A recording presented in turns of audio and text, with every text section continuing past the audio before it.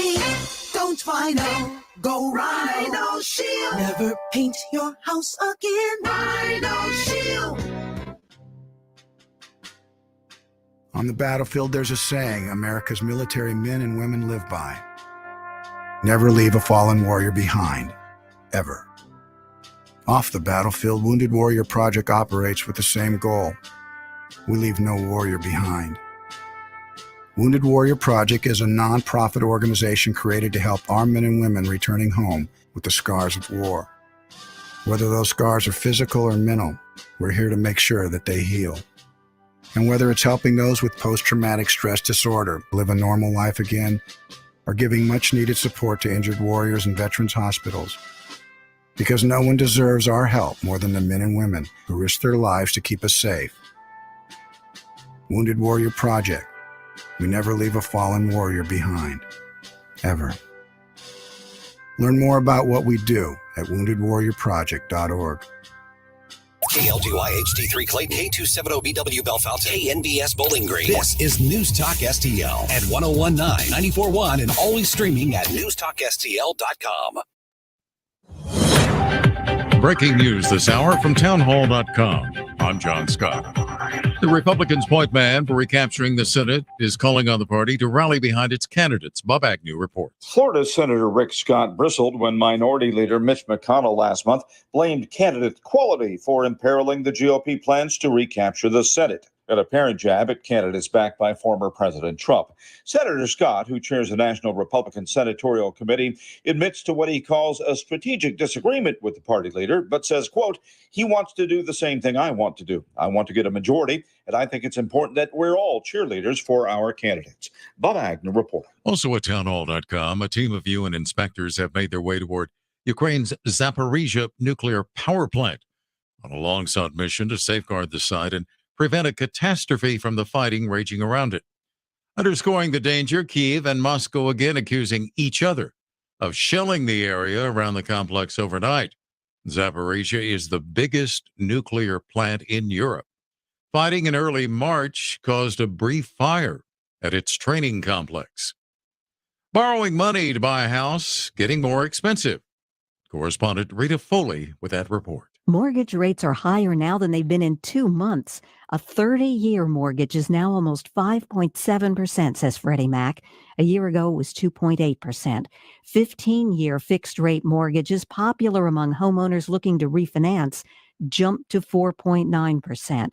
The once red-hot housing sector has cooled considerably, with many potential home buyers getting pushed out of the market as higher interest rates have added hundreds of dollars to monthly mortgage payments. I'm Rita Foley. More on these stories at townhall.com.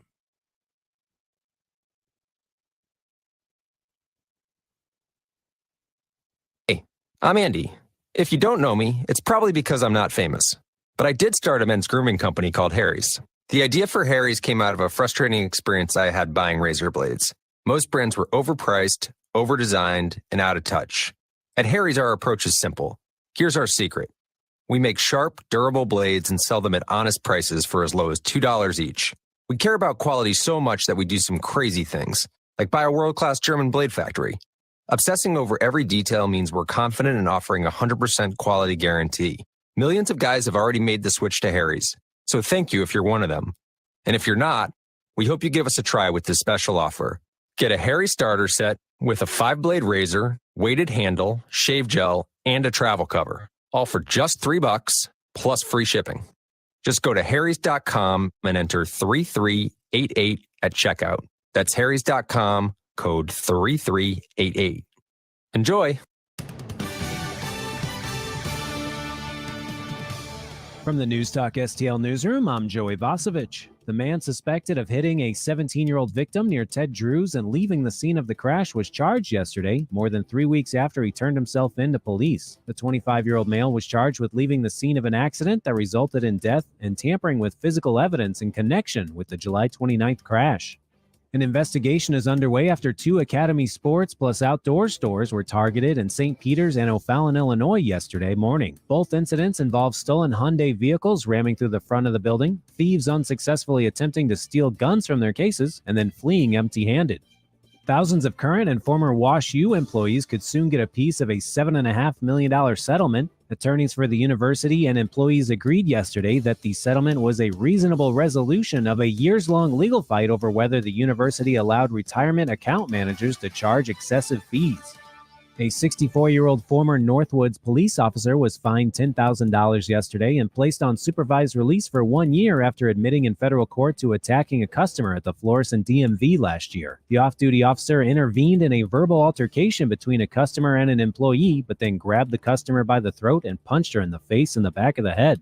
For in-depth coverage of these stories and more, go to newstalkstl.com.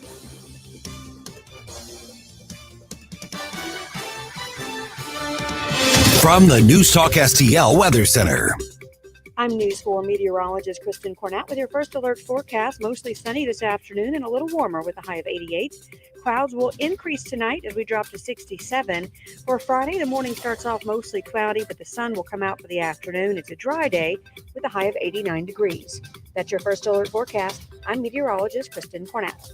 This hour of News Talk STL is brought to you by Rodney and Jen Wallner and the entire Wallner home selling team at Berkshire Hathaway. Call them today at 314-810-SOLD. 314-810-SOLD.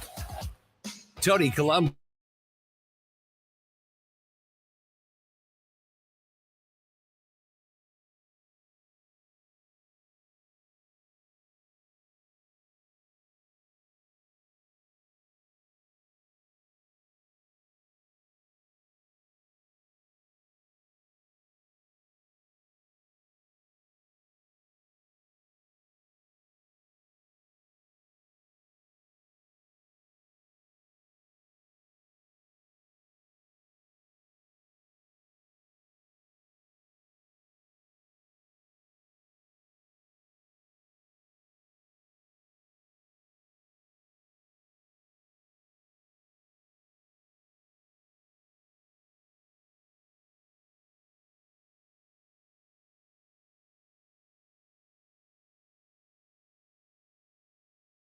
And it is Thursday, and it is September. Woohoo! How about that?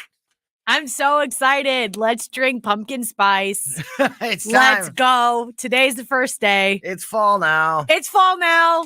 It's Summer. Maggie's time. Summer's over, fall's here. Goodbye. See you later. That's what all. that is how I feel though. That is, and I used to not be that way, but Fire pit tonight. Light the candles.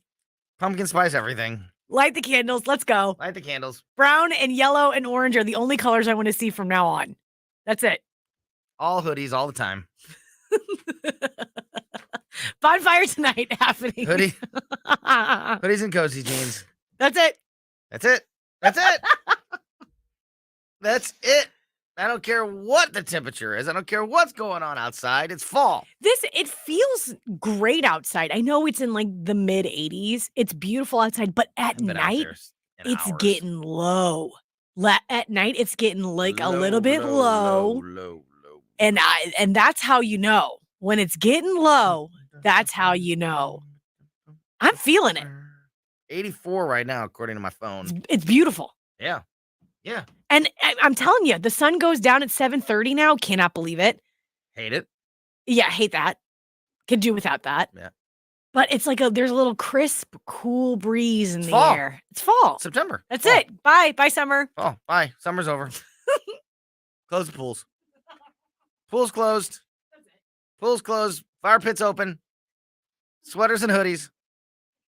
Here we go. Got a great show for you today. We are going to talk to John Malcolm from the Heritage Foundation. He's the vice president for the Institute of Constitutional Government at the Heritage Foundation.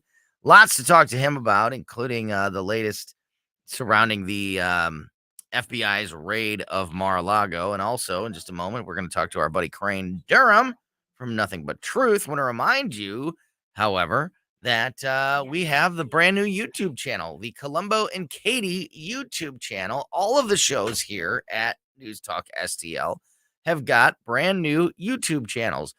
So look at it just like you do the podcast. So we used to have, of course, the News Talk STL YouTube channel, and that got shut down because YouTube doesn't like talking about COVID-19 and the election. So that was that.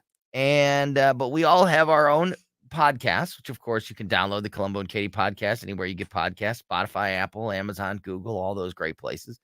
But now you can also watch us not only on our Facebook and Rumble pages, but you can now watch each show on each show's individual YouTube channel. So look at it just like you look at it like the podcast. And maybe that's the best way for you to listen to and watch the show every day. Instead of downloading the podcast every day, maybe you just watch on YouTube and you watch live when you can, or you watch, afterwards if you missed the show live. But either way, great way to keep up with this show and all the other shows on the station. We'll also be putting some other fun videos and having some other, fun times on our YouTube channels. So make sure you subscribe to every show here at News Talk STL on our podcast and or our YouTube channels, Colombo and Katie on YouTube. Just go and check it out. All right, as I mentioned, joining us here right off the bat, coming out of the chute, starting hot. Brothers don't shake hands. Brothers got a hug. Crane Durham from Nothing But Truth is back on with us. Crane, what's up, buddy? And Crane, you better be happy about fall. You best be happy about fall. I don't know if you heard us talking. It's September, and now, so Katie has declared summer over. Fall has started. Yes. September 1st means fall is here. So don't you dare say a word about going to a swimming pool or anything else. I think that it's really important to respect other people's opinions, and therefore I can't be president of the United States, apparently. So. You're right. Hey, pumpkin spice only from here on out. Come on, so Crane. You know. It's all pumpkin spice. I love pumpkin pie. Yeah, amen. There we go. Amen. There we go. Pumpkin pie. When I was a fat little teenager, big teenager with a mullet, I used to eat McDonald's pumpkin pie, and then they went away. I was going to say, those are gone, yeah. I didn't have one of those ever. No, you're too young. You're too young to experience a long time ago, and far away. Pumpkin pie is so freaking good. So good. Best pie ever. It is. Oh, it's so freaking good. And it's here. And it's here to stay because it's fall. Summer's over. That's it. Bye, summer. Fall's here. Right. Bonfires and sweatshirts. That's it. That's it. No more. Summer's over. Why it makes you laugh? Summer was yesterday. Fall's today. Goodbye, summer. So one thing that doesn't change, here's a good segue. Here's a professional radio segue. One thing that doesn't change with the seasons is the corruption and ridiculousness coming out of Washington, D.C. And boy, that has been on display at a very high level over the last couple of weeks. Crane, we have not had a chance to talk with you since the implementation of the Student Loan Repayment Act, something that the president is just doing with the stroke of a pen. He's taking it upon himself to do this historic action, claiming to be helping so many students around the country, but instead damaging the overall economy even more than he already has. What are your thoughts on that whole thing? Well, it seems Democratic presidents seem to say something is unconstitutional for years, and they do not have the authority. Absolutely do not have the authority to do it. And then they do it. Yeah, right. But, hey, when you're down in an election and the issues that are at play are the issues that we deal with every day, personal security, economic security, our schools, and what's happening with the gender movement, if you will, and you have an economy that is suspect because of inflation, and wow, what do we need to do? Well, we need to make Donald Trump the focus, and Donald Trump, he just jumps right in and becomes the focus. And so we can talk about Mar-a-Lago on things we don't know. We just don't know, because once again, it's an investigation where we have the part of the story and we're filling in blanks from both sides. So I don't know. I do know this, though, Tony. I do know I was lied to about Russian collusion. And I hate, pardon me, but I hate the Russian government, specifically Vladimir Putin. And I will tell you that they are a real threat, et cetera, et cetera. But they preyed upon that. Many good Americans bought in and said, wait a second, we need to take a fair look at this. Not that Trump was guilty, but let's take a look at this. And they wasted our time, and they did more harm to democracy than the Soviet Union back in the day could ever have done. How about the admission, kind of along all that the same lines there we were lied to about the Russian collusion thing, and then of course we all saw it happen with our own eyes.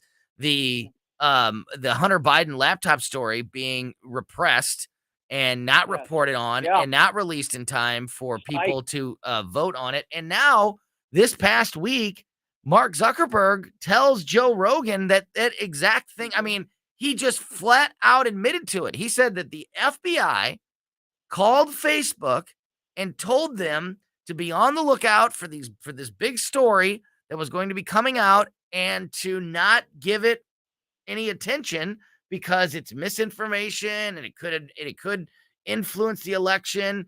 And so Mark Zuckerberg just admitted this week to Joe Rogan that Facebook repressed that story, and it stopped people, it blocked people from sharing it, blocked people from talking about it. And so now, look, I mean, seriously, look back 2 years ago, what everybody was talking about. Everybody was talking about how the Russian collusion was real and the Hunter Biden laptop was fake. And it's exactly the opposite. And we've known it all along, but how long did they get away with it? And how long and how much did they benefit from those lies for such a long time? Well, you just identified America's divide, because Americans, most folks want to do the right thing. They want good things. They want to help people in need. They want to make sure that our cops are able to do their jobs and not be hamstrung by a lie and an organization that was built on a lie, BLM, lie, and laws enforced. They want it done equal under the law, right? That's the beauty of America. It's really not how you look, believe it or not. This is the original when it came to Martin Luther King. Not how you look, okay? Not the outside skin.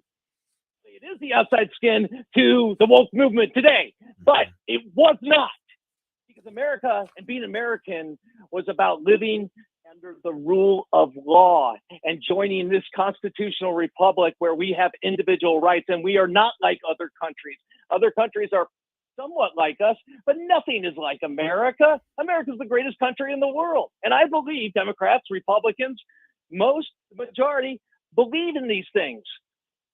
We don't have an honest press, does its job, and we have them ignore the other side of the story when there are wrongs committed. For example, riots. Okay, riots. You know that very well, Mr. Colombo, brave Mr. Colombo.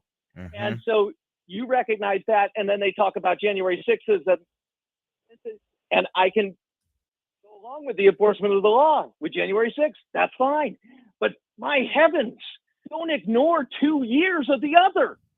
So, Crane, I have a question for you, because speaking about the rule of law, law and order, riots, BLM, and the biggest movement I think that we have learned about for the last, umpteen years, 5 years, 6 years, was defunding the police. And this week, Biden came out. What a joke, right? Biden came out this week as he was campaigning for some of these Senate races, which I cannot believe some of these people trying to vie for these seats invited Joe Biden to come out and campaign for them, but they did. And his big emphasis this week was not defunding the police, it was funding the police. And I'm wondering, Crane, with your political mind, will the entire Democrat Party, including the left, now shift to, okay, we have to emphasize how important the police are now. We have to fund the police in order for people to trust us again, in order for to gain these votes, because they realized how horrible that campaign strategy was by saying we should just defund the police. Great question. And here's the answer. You will see Democrats do this when enough of them get mugged by reality. There's not a lot of folks who have been survivors of violent crime or know somebody in their lives that's been a survivor of violent crime that don't support the police and upholding the law. And we have a mainstream media that has taken things grossly disproportionately out of context when it comes to the actions of police officers, interactions with the community, minority or otherwise. Heather McDonald, War on Cops, check it out. So there it is. The idea that you identified, wow, they're switching, and Katie, you, like me, sit there and go, they can't do that. They were the ones that started this nonsense. Right. They can when they have a press that is in bed with them, pardon me, and they are on the same page. You notice that Tony brought up a huge story, huge admission. I don't think it's that huge when we talk about it as a mainstream media news organization. That's not a huge story. That could have reversed the election among independents. That's according to check out a study on that. They did it. Mm-hmm. Now that changes the election.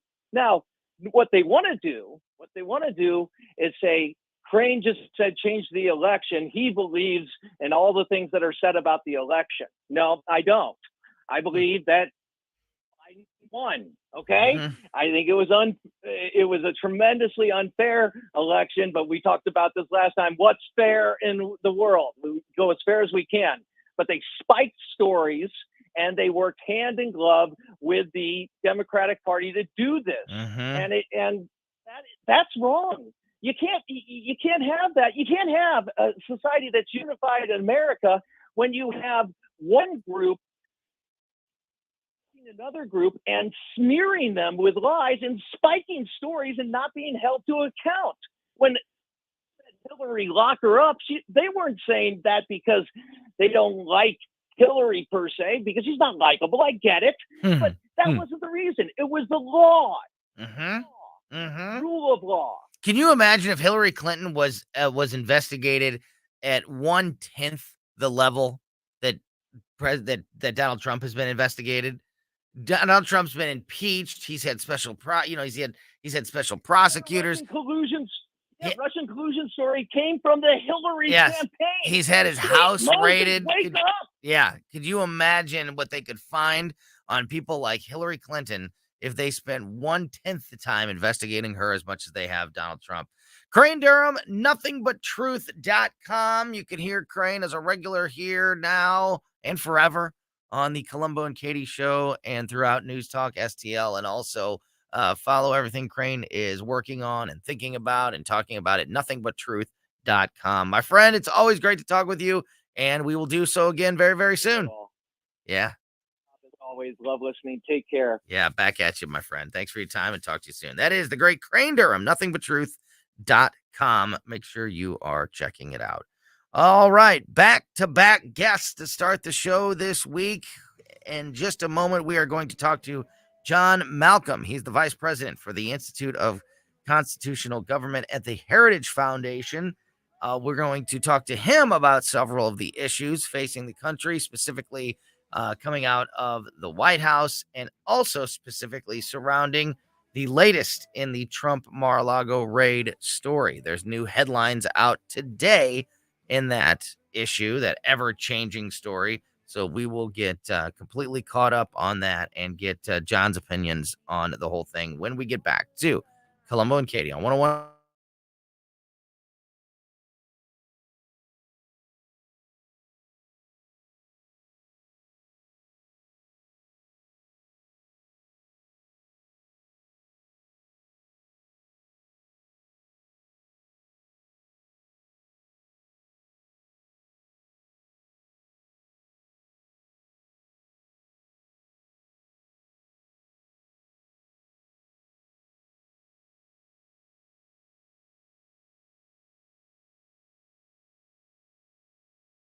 Pages at newstalkstl.com, or just subscribe to your favorite shows on Spotify, Apple, Google, Amazon, or anywhere else you get your podcasts. All Solutions Pest Control is the place to call if you are having pest issues at your house, or better yet, and smarter yet, to prevent pest problems at your home. Anything from wasps to spiders to termites to mice, mosquitoes, ants, whatever it may be. If you want to keep all of those things and more away from your home, away from your family, away from your kids, All Solutions Pest Control is the company to call.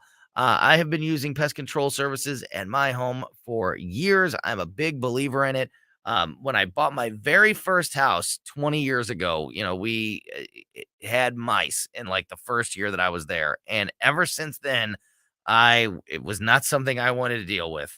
And so for me, it's been the preventative aspect of just keeping that stuff away from your house. But if you are having a problem already, All Solutions Pest Control, definitely the best company in town to call. I've seen it firsthand. They have been protecting our home, our new home. That's when we found Derek and Blake and the great team out at All Solutions Pest Control and learned about how they are superior because they use superior products and they take the time, they put in more time and effort to be superior to the rest. And that's why you get an extra level of protection for your home when you are working with All Solutions Pest Control. We have loved the service, particularly the mosquito prevention service has been awesome for us.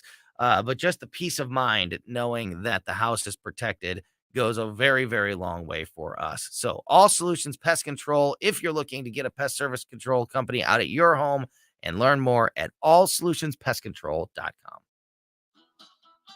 The good and bad with home improvement projects. The good, you save a buck or two. The bad. Kevin, there's no hot water. So you move on to the car. Kevin, what's with the car?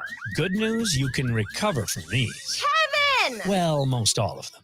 But when it comes to your retirement, a mistake can be devastating. Call Steve All and the All Financial Group. They've been helping folks plan for retirement for years. That's why they've been able to correct do-it-yourself problems before they're problems. Get your complimentary assessment of where you are now and look at some of the retirement boxes you haven't even thought of. Kevin! You can't YouTube your retirement. Call Steve today, 636-230-8824. That's 636-230-8824. Get more details at yourmoneymattersstl.com. Investment advisory services offered through All Financial Group, LLC, a registered investment advisor. Insurance and annuity products offered through Stephen All, Missouri license 8039738.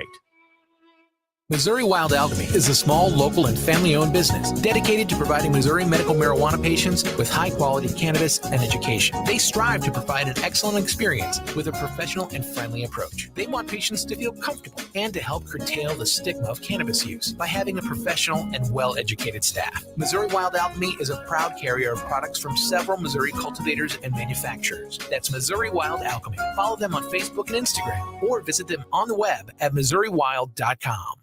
Tim Jones and Chris Arps in the afternoon. Thursday, we have a very big show. 425, we'll be talking with Heritage Foundation's Dakota Wood. 525, we'll be speaking with Greta Van Susteren. Tim Jones and Chris Arps. Weekdays at 3:30 on News Talk STL.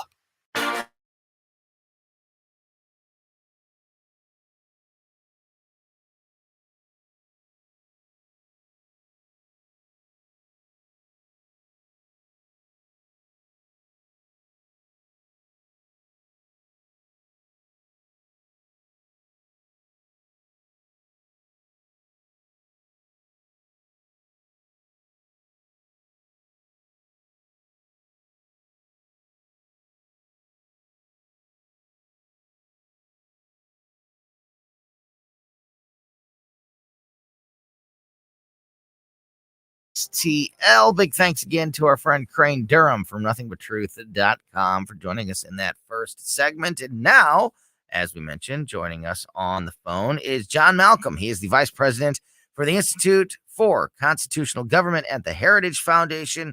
Lots of things going on in the nation's capital that I want to talk to John about. So it's a perfect day to have him on. John, thank you so much for your time again this afternoon. How's it going? Oh, it's going fine. It's a pleasure to be with you. Yeah, you bet. Thank you so much for joining us. So I wanted to start the conversation surrounding the FBI's raid of Mar-a-Lago. This drama, this saga continues to unfold. In fact, there's even breaking news in that story from today. In fact, from like just in the last little bit here, a couple hours, a judge ruled today. A federal judge today didn't immediately rule on a request from former President Donald Trump for a special master. And they said the judge there, Judge Cannon, said that she will issue a written ruling on Trump's request in due course, is exactly what the statement said. So, there's been this talk of a special master being appointed. It is something that was, the judge announced last weekend that that this was a possibility, and it's obviously something that Donald Trump has been asking for, and the DOJ suddenly got all their investigation done already and rushed to say, oh, nope, we already looked at everything. We already checked it all out. No need for a special master here. So that's kind of been the story of the week. How do you assess all of this? And what is your opinion of where we stand in this drama at this point? Well, that was a pretty good summary about where we stand in terms of all of this. So the FBI conducted this raid, I guess, about 3 weeks ago now, and they seized, they said 33 items of evidence, and it was mostly 13 boxes and then a few other items, 3 classified documents that they claimed in the former president's office. And they set up what's referred to as a TINK team, which is DOJ investigators and agents who are unconnected to the underlying investigation to review the material for attorney-client privilege material, and they say that they found a handful of that stuff. And now they're forwarding all of this information to the intelligence community to see whether or not there's been any damage as a result of President Trump having held these documents and to try to mitigate that damage. The president's lawyers have said, we don't trust the government lawyers as far as we can throw them, and that's not very far. So we want you to appoint an independent person who has all of the requisite clearances, who will then be in touch with both the government and with us to discuss these matters, review these documents, and then we will take our chances with that person as to whether or not there are any privileged materials. And so this is an unusual procedure for sure, but everything about this is unprecedented. Right. And the judge has decided to take this under advisement. The president has taken to social media and said, what are we talking about? I had declassified all of this stuff. The Department of Justice in its filings has made it very, very clear that they don't believe that. They think that was a post hoc rationalization. And eventually that will be litigated too, particularly if the Department of Justice decides to charge President Trump and or his lawyers with a crime. So touching back on the unprecedented nature of this whole thing, usually when you are, usually in just about every type of case, you can look and see, okay, well, these are the next steps that we're going to take, or this is obviously what, the prosecution is going to ask for, and this is what the defense is going to try to do. And, you can usually tell, like, what are the next steps. But in this one, it's so unprecedented that I'm not sure what is supposed to happen. Is there any precedent to tell us whether or not a special master should be or will be appointed? Or are we kind of making up the precedent and kind of making up the thing as we go here? And if so, what does your gut tell you as far as what the judge's eventual ruling on this will be? Are we going to eventually have a special master appointed to review these documents, in your opinion? Yeah, look, I think that's probably going to happen. The president has said, look, we agree that this should be done on an expedited basis. We're only talking about reviewing 13 boxes of documents, so it's not as if they have to scour the earth in order to go through all this material. A special master is not an unusual thing to have happen in certain circumstances. So, for instance, really, the special master serves as an advisor to the court to sit down and sort of sort through issues and then make recommendations to a judge, which the judge can either adopt or reject after hearing argument from counsel. There are sometimes disputes, for instance, about water rights between states that are really complicated, that go back decades and involve reviewing lots of voluminous material. And you need to have a certain expertise in that area. And a court will sometimes say, I don't have that expertise. I don't have the time to review all of these documents. I want to get advice from somebody who does have that expertise and does have the time. So I will appoint a special master. So in those sorts of disputes, it's not an unusual proceeding. Here, with respect to the execution of a search warrant, it is very unusual, but this is an unusual circumstance to say the least. So it's interesting that we're talking about these 13 or 14 specific boxes that are the ones that have whatever, the documents of interest or whatever you want to call them in this case. What do we assume is the deal with these 13 boxes? What's in them? What could it mean? Does it even matter if the president's already declassified everything? What's could be the big story surrounding these 13 boxes? Well, so one, the search warrant was not just limited to classified information. It sought all presidential records. It even sought more than all presidential records. It said if a presidential record is in a box with other documents, you get to seize that entire box, including the documents that are not presidential records. The main thing, all we know about this is that the government has, in its pleadings, said that it was looking for national defense information. It has said that these documents all have classified, or many of them have classified markings, all the way from confidential, which is a low-level classification, up to and including sensitive compartmented information and special access program information. Usually that means defense material, nuclear material, classified information that will depend on signals intelligence or human intelligence, confidential informants in various countries, or that provide highly sensitive information to us. And that's about all we know about this material. The president has said, I declassified this stuff. A former president can't declassify information, but he is saying he did it while he was president. If so, the classification markings should have been removed, but they obviously were not removed. And the government is saying in its pleadings, essentially, we don't believe he did that. He took actions he, during our dealings with him over the last year and a half, he never once said these things were declassified. As well, the way he handled these documents when he handed them over to us indicate to us that he still thought that these were classified records. But that's where a big fight's going to be. Now, if it turns out these documents have been declassified, then it's a much tougher criminal case to make. You could say that he tried to move the documents around. He tried to obstruct an FBI investigation. But, if we're not talking about classified documents here, that'll take some of the sting out of any charges that the government would choose to bring, but they could still bring them if they want to. John, this is a question that has been asked over and over and over again, and I'm sorry that it's pretty rudimentary, but what is the difference between the documents, the classification of the documents that Trump brought to his home in Mar-a-Lago and the documents that previous presidents have also taken home, or things from the White House that they have taken home whenever they were not the president anymore? Because we do have records, we do have a history of former presidents taking things back, documents and such, to their places, to where they stay. So what is the biggest difference between what those former presidents have done and what President Trump did? Well, I'm not a member of the National Archives, but my understanding is that none of these former presidents have taken with them documents that retained a classification marking. Those documents have been held by the National Archives in a secure facility, and presidents have representatives whom they name to try to deal with the National Archives in terms of whether these are personal items, whether they're privileged items, whether they're items that can go ultimately into a presidential library.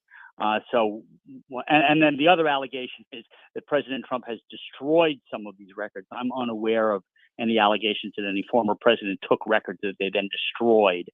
So that is, I think, the difference. But, you hear conflicting reports on these things. I know that there were stories out there about President Obama taking classified records, but my understanding is that, in fact, those were in a secure facility maintained by the National Archives, not by President Obama. Talking to John Malcolm from the Heritage Foundation about the Trump Mar-a-Lago raid story. One more question on this topic, John. What did we see as a timeline?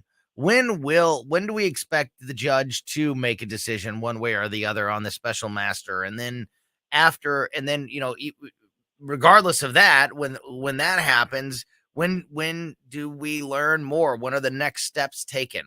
What's the timeline on this case? Best we can tell at this point, at least.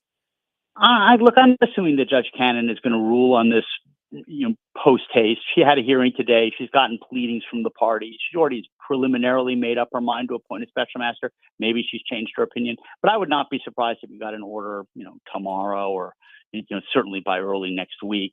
If she does appoint a special master, my guess is that she will get recommendations from both the government and from the Trump team as to who ought to serve as a special master. They are all in agreement that this should be an expedited procedure and that it should be somebody that has all of the requisite clearances.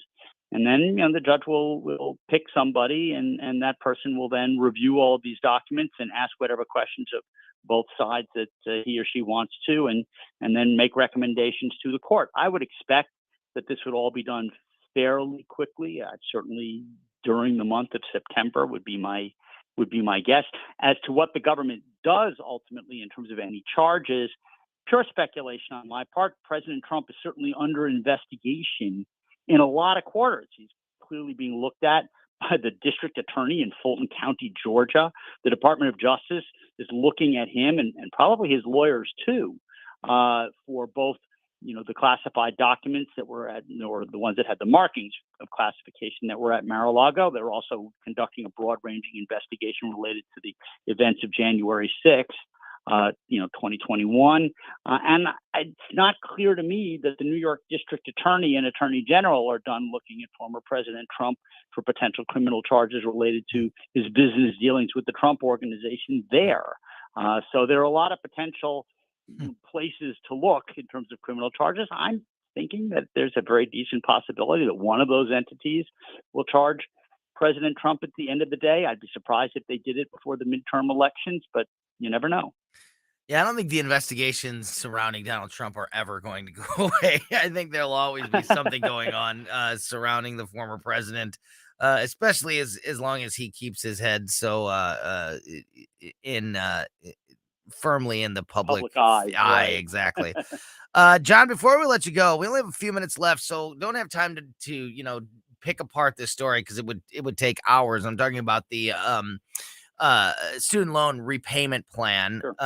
We could talk about that for hours, but I wanted to just take advantage of having you on for a moment here before we let you go, and specifically in your area of expertise of constitutional government, and just ask you what you think about the legality of the president unilaterally deciding to make this to put this repayment plan in place, and doing it once is one thing, but I mean, if he does it once, what's to stop him if he does hold on to the White House, or he's got still 2 years left? What's to stop him from doing this multiple times again down the road? This is certainly another unprecedented act. Is it something that the president indeed truly does have the power to do, in your opinion? Well, that is a big dispute. I personally think the answer to that is no. Yeah. And the answer to the question depends on whether Congress gave him that authority. So when she was Secretary of Education, Betsy DeVos asked for a legal opinion, and the general counsel at the Department of Education, in conjunction with the Office of Legal Counsel at the Department of Justice, came back and said, no, you can modify some of the payment terms, but you do not have the authority under the HEROES Act, which is this post 9/11 act that says when there's a declaration of a national emergency, that there are certain powers given to the Secretary of Education, that act is not broad enough to justify doing away with $330 billion of student debt. The new Department of Education has come out with a new legal opinion saying that the prior one that was issued during the Trump administration was wrong, and that the president has this incredible authority under the HEROES Act, and that the COVID-19 pandemic is still with us. It is still considered to be a national emergency. It hasn't been done away with in terms of a declaration saying it's no longer a national emergency. And we're just going to say that anybody who has earned less than $125,000 a year or $250,000, if you're a joint couple, was adversely affected by this and ought to have up to $20,000 of student debt wiped away. So if you never went to high school, if you never went to college, if you graduated high school or didn't even graduate high school, or if you were, finished up with college and graduate school and worked hard and scrimped and saved and paid off your debt, you're out of luck. Yeah. It's ridiculous. I know there's so many different issues. Like you could look, you have so many different questions, and each one of them you could talk for hours about or poke holes in endlessly. And that's why this is just such a debacle and such a mess that has been created. And like I said, I'm just afraid that it's going to be something that continues to happen. If you get away with it once, why not do it over and over again? John Malcolm, the vice president for the Institute for Constitutional Government at the Heritage Foundation. Great stuff as always. I've got a million more things I want to talk to you about, so I hope we can get you back on the show very, very soon. Thank you so much for your time this afternoon, my friend. Anytime. Yeah, thank you. John Malcolm from the Heritage Foundation. Great stuff there from him.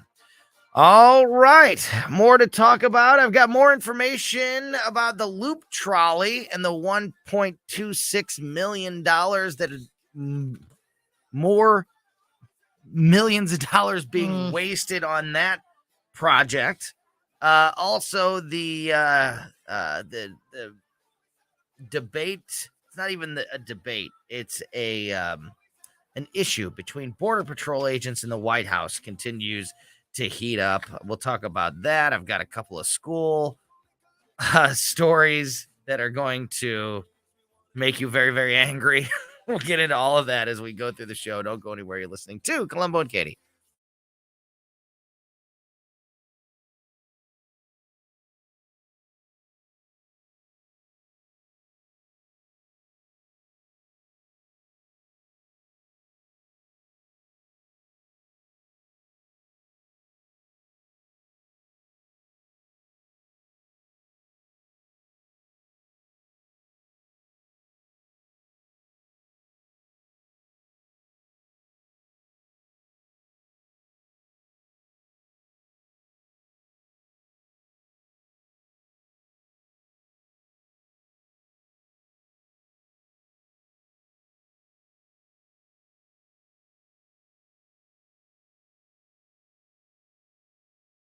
Mortgage payment property, a lazy tenant that won't pay rent property, a too much junk and clutter property, or even a, hey, I'm curious about a fair cash offer property. Well, don't worry. I buy them all, and I want to make you a fair cash offer. Call me at 314-293-3000.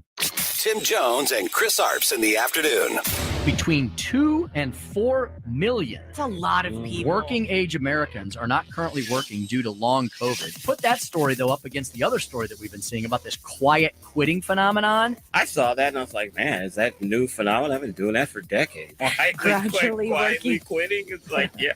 I'm not going to give it 100. I'm going to give it 80. Oh, what's the big deal? Tim Jones and Chris Arps. Weekdays at 3:30 on News Talk STL. I'm Missouri's Secretary of State Jay Ashcroft. Voting is a right and a responsibility. You can always vote a provisional ballot on Election Day, but using a photo ID is the best way to vote. A valid Missouri driver's license, for example. If you need an ID, my office can help you get one for free. Either way, your vote counts. Check out sos.mo.gov or call my office. And remember, in Missouri, if you're registered, you can vote. Sponsored by Missouri Secretary of State.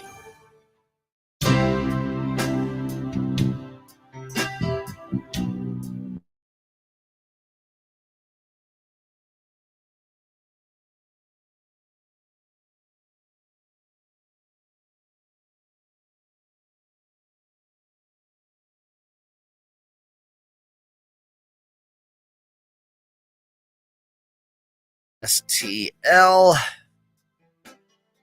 Yeah, I've got national stories. I've got these school stories. I've got this loop trolley story. What do you want to do right now? You want to do schools? You want to do loop trolley now? Yeah. And save schools for the 3 o'clock hour. All All Let's do the loop Because trolley. the 2 school stories I have are not local, but man, they're great reminders of the craziness, the crazy world that we live in right now, and what to keep your eyes open for. Loop trolley. We talked about this story yesterday. This story broke yesterday, and we talked about it, but I've got more details surrounding it now. So if you missed the story yesterday, the loop trolley, a regional board yesterday reversed course, approving a $1.26 million federal grant to help the recently restarted loop trolley continue operating because, again, it just keeps running out of money. Mm-hmm. It's not making money, so we have to keep pumping money into it. Because that's and it's logical. been tens of millions of dollars at this point. Like probably closer to $100 million than $1 million. Like, and yet we can't fix the potholes. The tens are way up in the tens of millions. So the regional board approved $1.26 million federal grant. The board of the East-West Gateway Council of Governments voted 15-5 to okay the grant request. The panel, which oversees federal transportation spending in the metro area, last October rejected this same grant request, but then now it has changed course. Among supporters, as we mentioned on Wednesday, were St. Louis Mayor Tashara Jones, who repeated her warning that failing to operate the trolley would spur the federal government to demand repayment of tens of millions of dollars in previous aid. She also said that the area's chances of getting future federal aid for projects such as expanding Metrolink would be harmed if the trolley stopped operating again.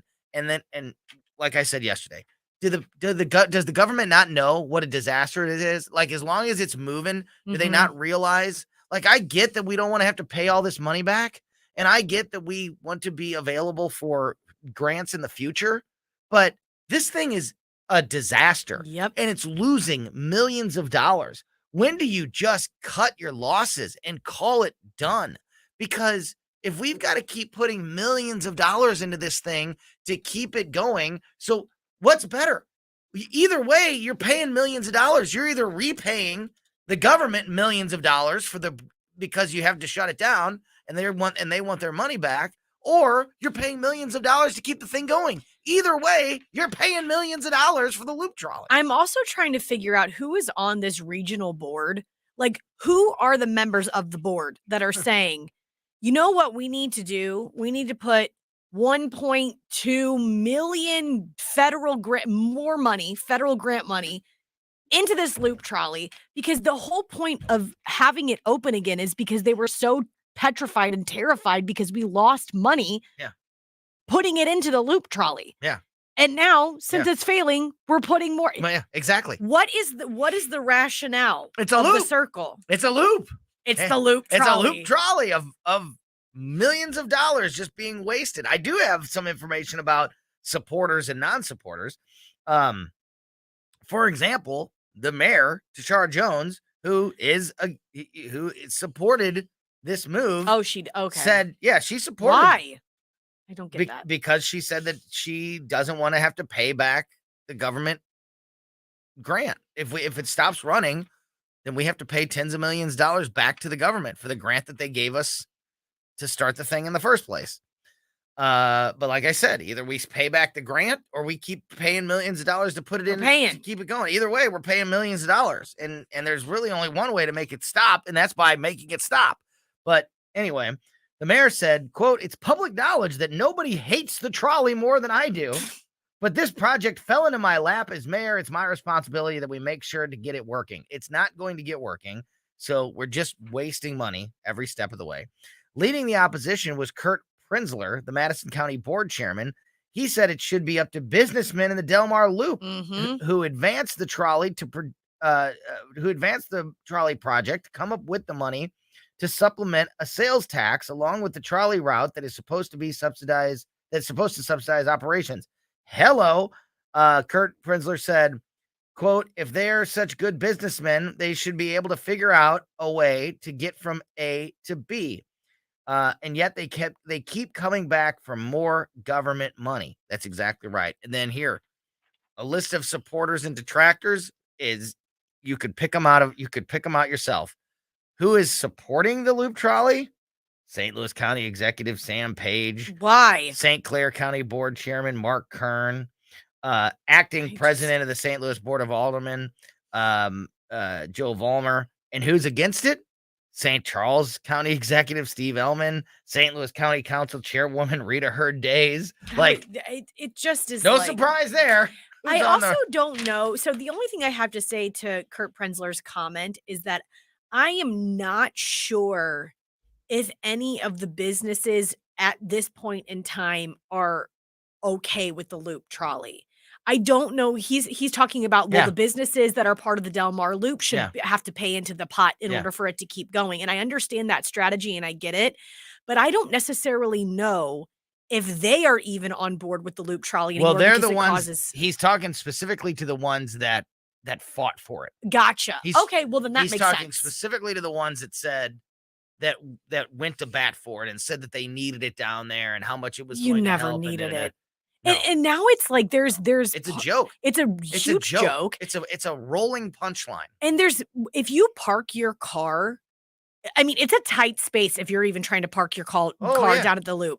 Yeah. But if you park knocked off mirrors and things. That's what it's knocked off mirrors. It's knocked off mirrors. It's caused destruction to people's vehicles. It's like, I mean, and it's only 2.2 miles long. Yeah. There is no benefit for it. But there's no benefit for it whatsoever. But if he is saying the people that were advocates for it should pay into the pot, I also agree with that.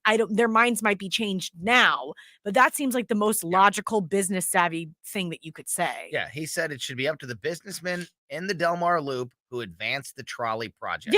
Yeah, I agree with that. Yep. That's sound. I agree as well. And I agree with his point of, if you're such good businessmen and you know what's so right, then look, you come up with the money. Epic failure. Epic failure. How embarrassing would it be if you were someone that's like, let's do this? How much more money are we going to put into it? It's all about the look. And I think I completely don't understand either why it costs so much to begin with. Yeah. Why does it cost tens of millions of dollars to lay down 2 miles of track and have these trolleys? These trolleys aren't like, they're not like state of the art. No, digitally ran. No, we're not talking about smart screens in the trolley. Right. They're trolleys on tracks. I know that it's not nothing, but is it this? Was it worth $50 million? $60 million? Like, no way. It should cost that much. And it's still not working. It's still not making money. It's still a losing venture, and we're still dumping millions. And who has ridden the loop trolley? That's what I also want to know. Who has done that? Anybody that does, it's just for just to say you did it. Yeah. It doesn't help anything. It doesn't provide any benefit. It doesn't help with. It's knocking off mirrors. Transit and commerce of it in any way. Anyway, from the loop trolley to the classroom, that's where we will go. I've got a couple stories that are going to make you angry.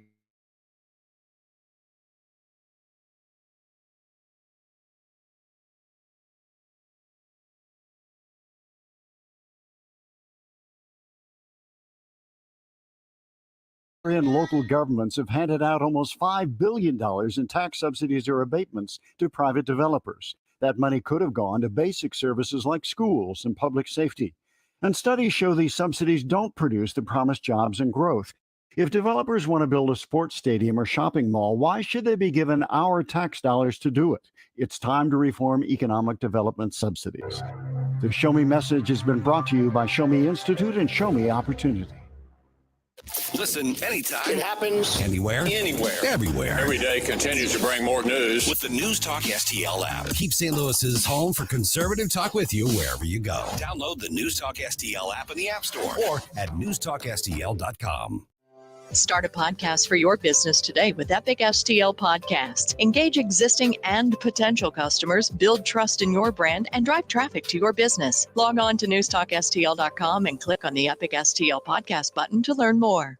Life insurance is one of those things that just about everybody needs, but few people actually have. Hey, if you die unexpectedly without life insurance, guess what? You'll leave your family with even a bigger mess. Life insurance will help replace your family's income. It'll help cover burial expenses. Life insurance can even help pay off debt like credit cards and medical bills. Life insurance can even pay for college. And if you own a business and you die, life insurance can help your business from collapsing. It can even help cover estate taxes. Life insurance has never been more affordable and needed. Plus, you can always shop around even if you have a plan and save some money. So call the Life Insurance Quote Line right now for free pricing information. 800-979-3060. 800-979-3060. 800-979-3060. That's 800-979-3060. Farmers Co-op Old Town Country Store is the place to go if you are like me and you have been working in the yard recently, or if you have some projects out in the lawn and garden on your list of things to do, especially now that it's not quite so hot outside. Maybe it's the perfect chance to get outside and get some of these projects taken care of. They have been great for us. The Old Town Country Store is located on 2nd Street in historic St. Peters, and they have been in that same location for over 100 years, servicing the area, servicing people who care for animals, anything from farm livestock to the family pet. And if you are working outside in the lawn or garden, they have a just huge selection of services and goods that can help you in those areas. You can visit them on 2nd Street in historic St. Peters, or just visit them online at oldtowncountrystore.com. KLGY HD3 Clayton, K270BW Bellefonte, KNBS Bowling Green. This is News Talk STL at 1019, 94.1, and always streaming at newstalkstl.com. Breaking news this hour from townhall.com. I'm John Scott. A federal judge in Florida has heard arguments about whether to appoint an outside legal expert to review government records seized by the FBI last month in a search of former President Trump's Florida home. Lawyers for Mr. Trump say the appointment of a special master is necessary to ensure an independent inspection of the documents. The judge today declining to rule on Mr. Trump's request. Senate candidate Dr. Mehmet Oz is under fire from Democrats for an audio recording in which he likens abortion to murder. During a teletown hall in May, Dr. Oz repeated his pro-life views that human life begins at conception. Oz campaign spokesperson Brittany Yannick notes that Dr. Oz supports exceptions for rape, incest, and the life of the mother. Quote, quite the contrast from John Fetterman, who supports abortion up until the moment of birth, referring to Oz's competition in the November election. Oz's comments come as many states drawing new battle lines on abortion after the Supreme Court struck down Roe versus Wade earlier this year. Bob Agnew reporting. Also at townhall.com, looking ahead to Labor Day, starting today, there's a new dashboard from the Department of Transportation to help flyers dealing with delays. The number of flight delays and cancellations has been high over the summer, and Transportation Secretary Pete Buttigieg has publicly challenged air carriers to do better. What can be done and how to make sure the airlines are delivering. The dashboard displays the kinds of guarantees, refunds, or compensation the major domestic airlines offer in case of a flight delay or cancellation. It lets them shop around and find the best deal. The rate of cancellations is up about 1/3 from the same period in 2019 before the pandemic. Look for Airline Customer Service Dashboard at transportation.gov. Ed Donahue, Washington. A mixed close on Wall Street. The Dow had 146 points, but the NASDAQ was down 31. More at townhall.com. Relief Factor, pain relief that's natural, pain relief that works, and pain relief that attacks the source of the pain. That's the experience of tens of thousands of Americans who are taking Relief Factor right now. See their incredible video endorsements at relieffactor.com and then order your 3-week quick starter pack for just $19.95. That's less than $1 a day. Find out if it can work for you like it works for me by ordering your 3-week quick starter pack today. Relieffactor.com, relieffactor.com. Be the next success story. My heart was racing just making spaghetti. I could have waited to tell my doctor, but I didn't wait. I was short of breath just reading a book. I could have delayed telling my doctor, but I didn't wait. They told their doctors and found out they have atrial fibrillation, a condition which makes it about 5 times more likely to have a stroke. If you have one or more of these symptoms, irregular heartbeat, heart racing, chest pain, shortness of breath, fatigue, or lightheadedness, this is no time to wait. Contact your doctor. Brought to you by Bristol Myers Squibb and Pfizer. Bed Bath & Beyond will close stores and cut jobs. Mired in a prolonged sales slump, Bed Bath & Beyond said Wednesday it will close about 150 stores and slash its workforce by 20%. The company estimates the cuts will save $250 million in its current fiscal year. In addition, Bed Bath & Beyond says it has lined up more than $500 million in new financing. As of May, the home goods retailer operated a total of 955 stores, including 769 Bed Bath & Beyond stores, 135 Bye Bye Baby stores, and 51 stores under the names Harmon Face Values, or Face Values. It had roughly 32,000 employees as of February. I'm Mike Gracia. The parent company of social media platform Snapchat cutting 20% of its staff as it tries to reduce cost in the face of declining ad sales. Breaking news and analysis at townhall.com. A Kansas middle school will now think twice before forcing teachers to use incorrect names and pronouns. A Christian middle school teacher is awarded $95,000 after her school suspended her for refusing to refer to a transgender student by their preferred name. Pamela Ricard taught math at a Kansas middle school. When she was suspended in April of last year, she filed a lawsuit saying the punishment infringed on her rights of religious freedom. Although she retired from the school, the settlement requires that they issue a statement saying Ricard retired in good standing without any disciplinary actions on her record. She was defended by the nonprofit legal group Alliance Defending Freedom. Tasha Stevens reporting. The number of parents of students held back for a year of school has surged around the country. They like the idea of having their children recover from the torment of remote learning. More on these stories at townhall.com. From the News Talk STL Weather Center. I'm News 4 Chief Meteorologist Steve Templeton with your first alert forecast. A low down to 69, a high of 87, warm, mostly cloudy Friday. Slim chance for a spot shower, but not out of the question Friday. And about a 20% chance for a shower, isolated thunder shower on Saturday. Most will stay dry, and it'll be a warm, slightly humid day. 89 for the high Saturday, 88 Sunday, and 87 Monday for Labor Day. More 20% rain chances Sunday and Monday as well. That's the latest first alert forecast. I'm News 4 Chief Meteorologist Steve Templeton.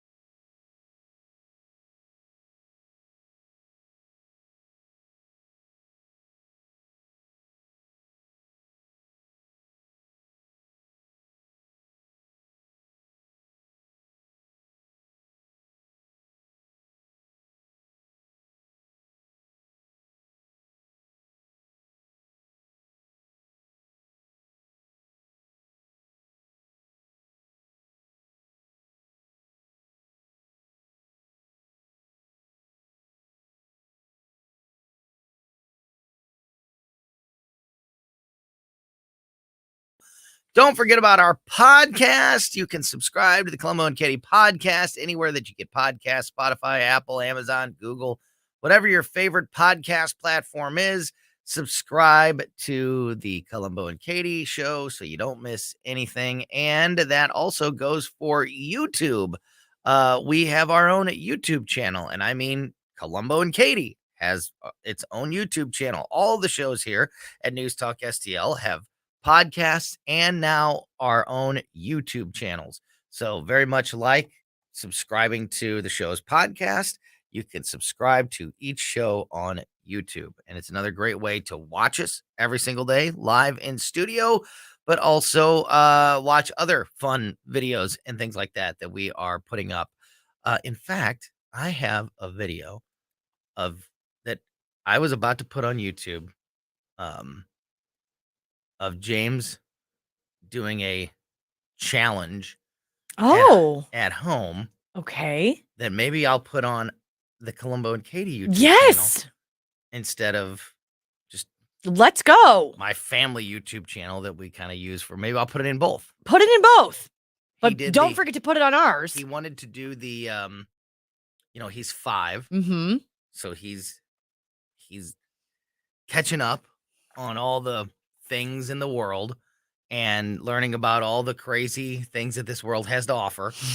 And he just learned about Mentos going into a 2-liter of soda. I just thought about that yesterday. And I was going to bring that up to you, like totally unrelated to this story. So we did a competition. Mm-hmm. We're trying to find the soda that makes the biggest explosion. Heck yeah. So we It's just did Diet Coke versus Dr. Pepper. Uh-huh. And Diet Coke went like 20 feet in the air. What? And Dr. Pepper only went like 3 feet in the air. So that there's something with the fake sugar. Something with the artificial sugar. Yeah. And I so think. the next one we're going to do is root beer, because we feel like root beer is extremely, like, not caffeinated. But Not caffeinated. Whatever you call that. Whatever you call the fizz. Uh-huh. Yeah, fizzy. Yeah, fizzy. Whatever you Carbonated. call it. Carbonated.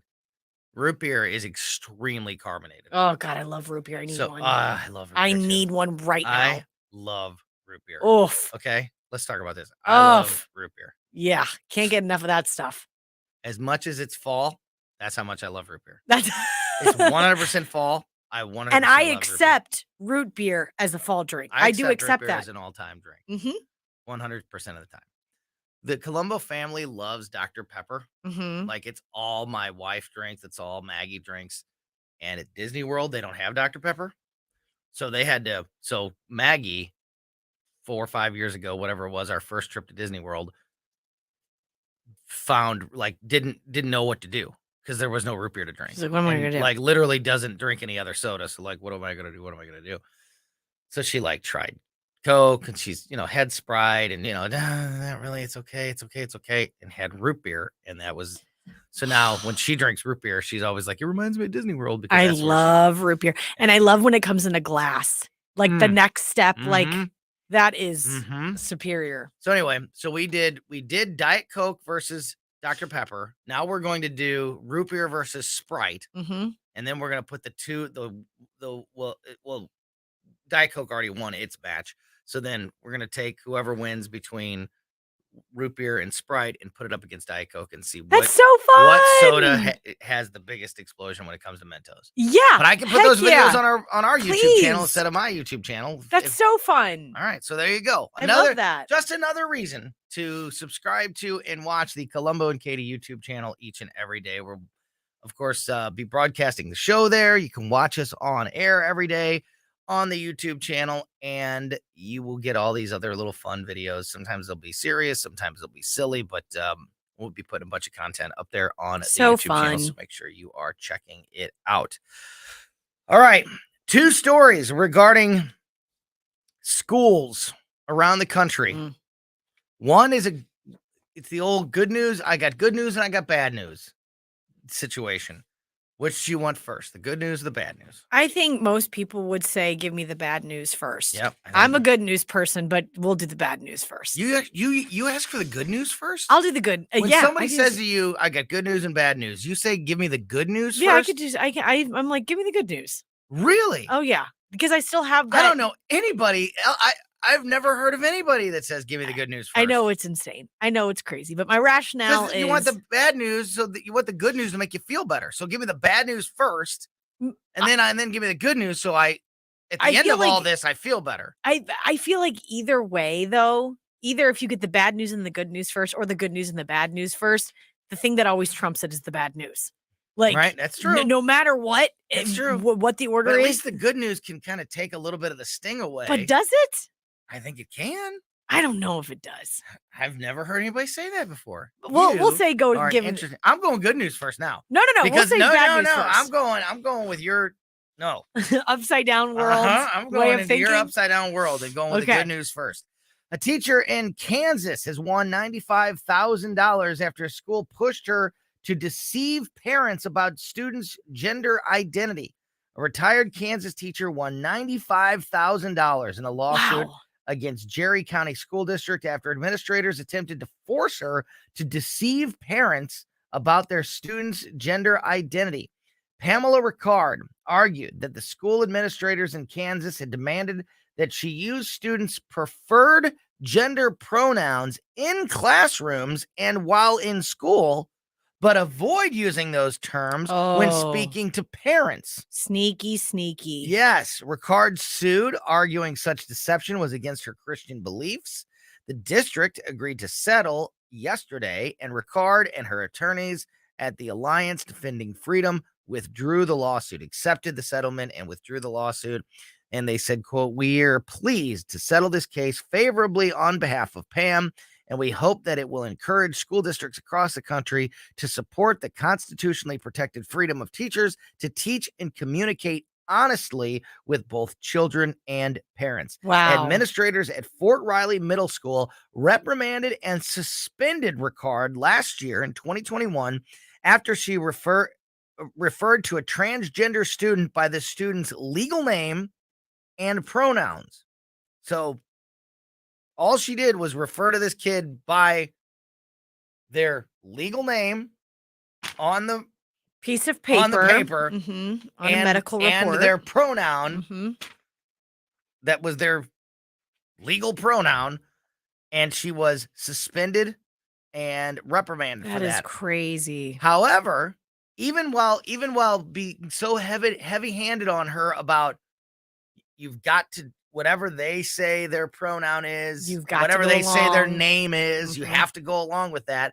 So as hard as they were on her, so hard that they would suspend and reprimand her on it, they demanded that she use the original legal name and when talking to parents. That's just so that's crap, right? I know that is crap, and they're out $100,000 because of it. And you said that her reasoning was because of her Christian beliefs, and that lying to the parents was deceiving the parents was against her Christian beliefs, and that is totally appropriate. But I even think that if you are not the rules, and this is where like about Christian beliefs, even if you aren't religious, like you're not a religious person, be against the rules. Lying, it should be against your moral obligations as a teacher. There is a guiding book should be against for the policy. Teachers should just be against that should shape you and should let you know that there are things that you are not allowed to do as a teacher. And one of those things should be we should not be lying to the parents. Amen. Religious or not religious. Amen. That should be part of it. So this one, I guess this one, it could be construed as good news too, because this person also lost their job. But man, this one is even lost their job. This one is even more scary. Yeah. Okay. They're a bad person. Okay. Bad person. They lost their job. I'm saying that's why this this next story could be considered. I said it was bad news, but I guess it could be looked at as good news because this person did lose their job. However, this is a nightmare to think about. Like this is just think about that. This was in Kansas. The last story I just did was in Kansas. A school district telling teachers to refer to kids by one name and use their pronouns whatever they want in the school, but don't do that around parents. So how scary is that a school district is telling teachers to do that in Kansas? And now we go to Connecticut, which is, again, this is happening everywhere, people. This is why this is important stuff to keep your eyes open. A Connecticut school official is on leave after video appears to show bias against Catholics and conservatives. A Connecticut school assistant principal has been placed on leave after a leaked video appeared to show him claiming he won't hire conservatives or Catholics and saying he wants to hire teachers who will shape students to think in a liberal, progressive way. Quote, in this leaked video, this assistant principal, Jeremy Boland of Cos Cob School in Greenwich, Connecticut, appeared on this video released by Project Veritas and said, quote, "I can't get past the parents anymore. So the parents feel as though it's their responsibility to shape the schools and shape the kids, right?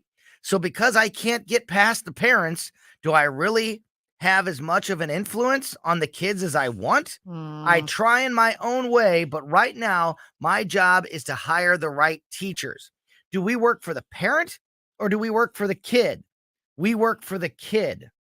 He went on to say that Catholics are quote, probably the most conservatives, and that if he found out someone was Catholic, he wouldn't hire them. That's discrimination, but okay. Yes, right. That's discrimination, Right. but okay. But to just, again, he didn't know, he thought he was talking to a friendly, but to say that, Is so to be pathetic. complaining, I can't get past the parents anymore. Like, the parents are too involved. They're too much in my face, and it's causing me this big problem because I've got to work around them, and complaining that the parents have too much influence on the kids. Thank God for the parents. Thank God God for the parents. And thank God for whoever leaked this video. The school superintendent sent an email to families and staff yesterday morning saying that an investigation had begun into Boland's comments, but the district does not support any opinions that promote discriminatory hiring practices based on race, religion, gender, or age in any way. But you know what? That's not even enough. It's not even, I mean, it's bad enough that he said he won't hire Catholics, but that's only a small piece of this. It's the whole thing, ideology, packed in there. Yes. So maybe you can get him on discrimination for saying he wouldn't hire Catholics, but there's a much larger problem here. And that larger problem is people like this, people that are at high levels in school districts that are angry Assistant because principal. parents are in the way, because they can't push their influence and their rhetoric and their beliefs on children. And they're mad about it because I can't get around the parents. They're just, they think they should be influencing their kids. Who do we work for? Do we work for the parents or the kids? We work for the kids. You don't work for the kids. You don't work for anybody in that regard. It's not your job is to teach, is to educate, not indoctrinate. And what I cannot understand about this leftist ideology and progressive nature is that they pick and choose what is the priority of discrimination. So if I were to, according to them, discrimination is wrong, by the way, disclaimer, in any way, shape, or form. But to them, if you discriminated against race, you are a racist, you're horrible, you're the worst thing ever created. If you discriminate against gender, you are intolerant, piece of crap, can't believe you exist in this world. But if you discriminate against religion, it's all right. It's fine, because those whack job conservatives it's okay are if Christian. You discriminate against gender if it's a man. Yeah. It's okay and white man. Yeah, exactly. But the emphasis on this is like, this assistant principal would be absolutely in disarray, completely discombobulated if he heard a story of someone discriminated against somebody else for race. Oh. But in the bent same out of vein, shape. Bent out of shape. So happy to say I would never hire a Christian. I am so, because they're conservative. They're the most conservative group. I would They're never the most hire conservative, them. and that's the problem. They're in the way. I don't need someone like you anywhere around children. Saying that he needs to hire more people, that he's got to get around the parents, and the only way to do so is to hire more progressive teachers in order to outnumber the parents. We are in a battle, baby. No kidding. Wow. You got a story for us? NBC News reporter Ben Collins described his focus as the dystopia beat, vilified pro-Trump Republicans in a tweet on Monday for being focused on political revenge and retribution instead of facts. Of course, he's talking about the Mar-a-Lago raid. He says this: I think it's time we start covering Trumpism for what it is now. It's no longer a political movement. It's a violent fairy tale of revenge on political enemies. Feds could have found a body in those Mar-a-Lago boxes, and followers wouldn't have cared. It's about retribution, not facts. He tweeted a video of a recent appearance on an MSNBC where he claimed Republicans ultimately don't care whether Trump broke the law, or who are ultimately more focused on vengeance or having their ideal America stolen from them. So he's basing all of this off of the Mar-a-Lago raid, saying that people that support Trump are living in a fairy tale of revenge, retribution. Doesn't matter what they would have found in those documents. Trump is never, ever going to be guilty. He says, yeah, it's just retribution. That's what Trumpism is now. Couldn't you say that exact same thing about the other side? Yes, you Couldn't could. you say those exact words that the people against Donald Trump are living in a world of vengeance and revenge and witch hunt. I mean, you could say the exact same thing about the other side. And this is what, and I think you'd be more accurate. and this is what really, I look at comments like this and I'm like, what? Because we don't know the substance of the documents still. We don't know what is going on with those documents. So how can you make up something saying this is all about revenge? This is all about not getting the facts right, but retribution, when we don't even know what's in the documents yet. We have nor will we probably ever know. So you're just coming to a conclusion that people that are pro-Trump or Republican saying this was wrong, this is completely insane and unprecedented, and this is wrong. Just them simply pointing that out is people living in a fairy tale of revenge. That can't be right. Everybody's just looking at this and saying, why did this happen to Trump and it didn't happen to Hillary or other presidents who might have brought home classified documents? Why is this happening to Trump? Exactly. And the fact that they are so blind to try to pretend like I said, that it's not that they aren't just as bad, that they don't behave in the exact same way as they're trying to accuse him of. They're doing all the same things at probably a higher level. Yes. At probably at a more ridiculous level than he is. All right, we're going to turn things over to the Tim Jones and Chris Arp show. One more quick one here. The child custody case between former Missouri Governor Eric Greitens and his ex-wife has been moved to Texas. This was news that broke today. Sheena Greitens' lawyer confirmed to the Kansas City Star that the judge has decided that the case should continue in Texas, where she is now a public affairs professor at the University of Texas. So the case that played such a huge role in the primary elections from a few weeks ago regarding Eric Greitens, the former governor of Missouri, and his custody battle with his ex-wife, that case has been moved to Texas. All right, that is going to do it for the Colombo and Katie show today. Download the podcast if you missed anything.